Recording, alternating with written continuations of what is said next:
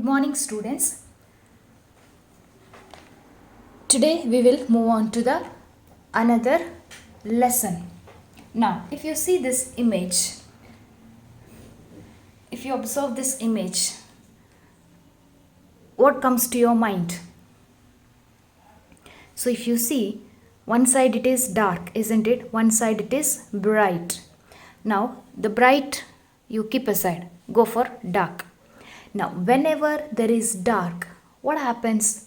What you will do? Now, suddenly you are sitting in the room. Now, suddenly current goes, or maybe you are in dark. So, suddenly what you do? You go and switch on the light, isn't it? So, in order to switch on the light, what is necessary? You should have electricity, isn't it? So, in today's lesson, we will see about the electricity. Now, if I ask question, what is electric current? What you are going to think or what you are going to see? Electric current, you can see here, something is moving, isn't it? The electrons are moving. You can see their electron flow. So, what is electric current? The rate of flow of charges. Remember, electric current is nothing but the rate of flow of charges. So let us understand what actually the electric current is.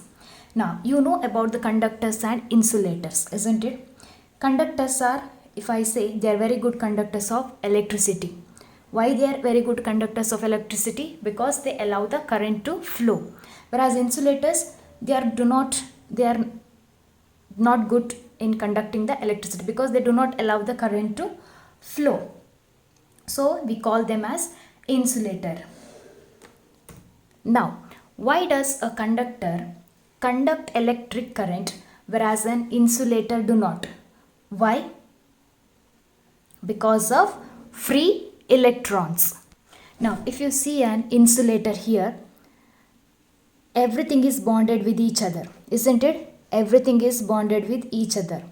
So, all the electrons are fixed between the atoms and they cannot move from one atom to the other, or they cannot move freely. They are very much close. But if I take a metal or a conductor, what happens? Where electron move from one atom to the another atom. If you see here, they can move from one atom to the another atom. And we call that atom as nothing but the free electrons. Those atoms are called free electrons. Now, how does this free electron came or how they move? Okay, how they have come or how they move, let's see through an example. Now, this is an example. Now, let's consider this is Geeta. Okay, so imagine Geeta is an electron in an atom. Geeta is electron in an atom. Now, she is the electron of an atom which is in the outermost shell. Okay, this is Geeta and she is present in the outermost shell. Now, which electrons are easy to take out of the atom? Which electron easy to take out of the atom? That is outermost, the electron which is present in the outermost shell. So, the electrons from the outermost shell, they are easy to come out because they are in the outermost shell. So, the force of attraction from the nucleus to the electron, okay, the force of attraction from the nucleus to the electron will be less as compared to the inner shell. Okay, the force of attraction from the nucleus to the outermost shell is less as compared to the inner shell. Now, think that I gave some force to this Geeta. Okay, this electron, I gave some force. So, what happens, Geeta? Geeta will come out of an atom. She will come out of an atom when I give force. Now, what is that force? We will discuss later, okay? So, now what happens here? Now, what Geeta will do? Geeta will jump into neighboring atom. Okay, here there is another atom. She will jump here. So Geeta has jumped to outermost shell of neighboring atom. Now if you see here, we have another outermost electron called Kavita. Okay. So this is Kavita. So Geeta has jumped into outermost shell, another atom, but there is another atom here called Kavita. So here again, if I give again some force, what happens? This electron again will jump. Here again, if I give force, it will again jump into another atom. For example, if you think about women's, what is the work most? Okay, not all. They go from home to home, isn't it? Gossiping. So like that wise here, the atoms, the electrons move from one atom to the other, another atom, another atom. So they go on and reach to the house. So what you notice here is the same force which is applied first must be applied everywhere. You have applied the force here, you have to apply again here, apply again here, apply again here. So everywhere you have to apply the same force. So electron start moving from one atom to the other atom, to the other atom, to the other atom. So this flow of electron, which is nothing but the charges. Okay, this flow of electron is nothing but the charges called as electric current. So that is what I said. Insulator, there is no place to move, whereas in conductor, electrons can move. They are the free electrons where they move from one atom to the another atom, whereas in insulator they cannot move, so they do not conduct the electricity. So these are the important things where you have to remember.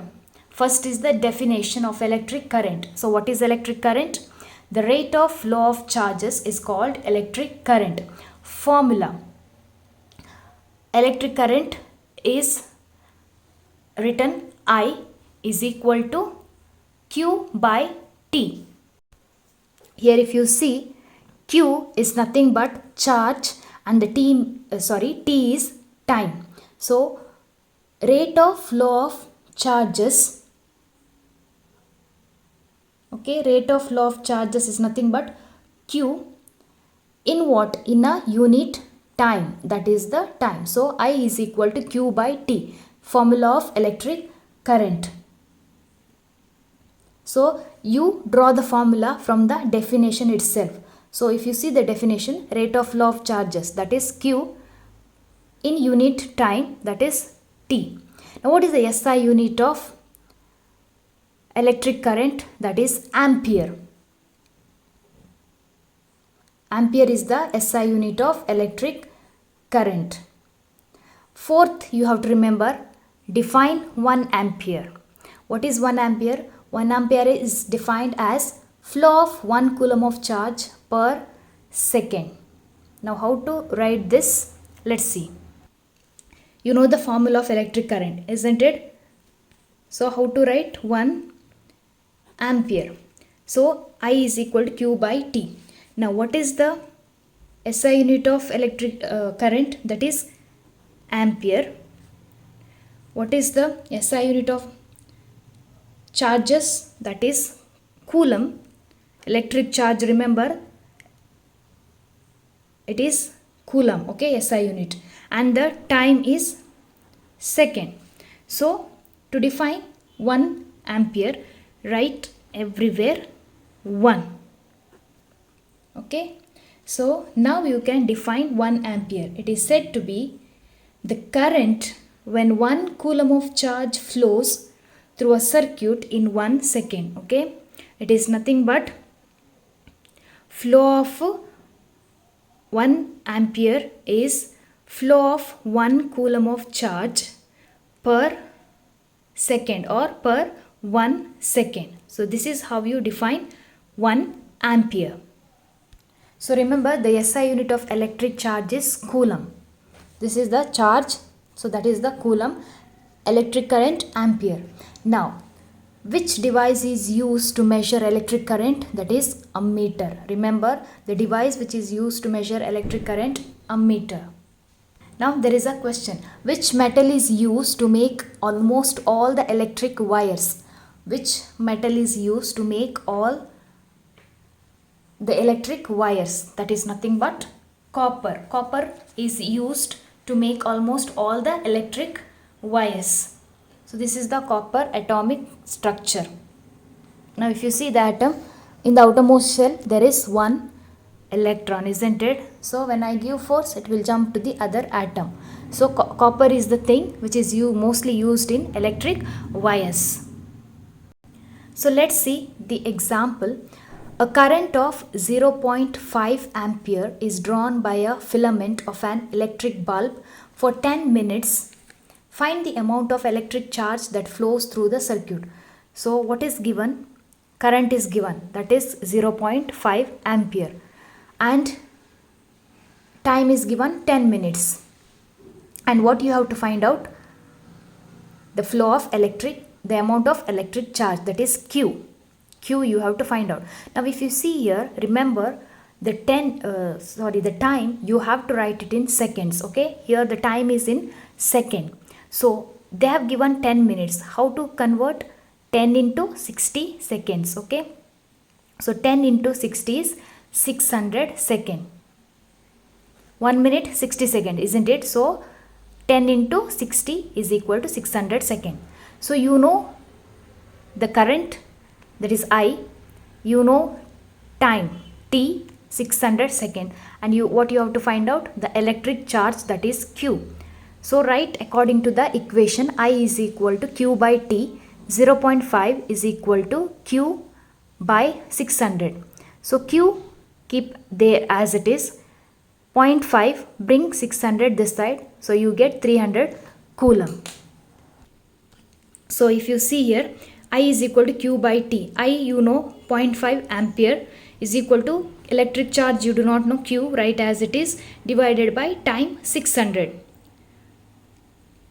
So what you have to do? You bring this 600 this side. So Q equal to 0.5 into 600, and when you multiply you get 300 coulomb. So electric charge, the SI unit is coulomb. So remember to write coulomb.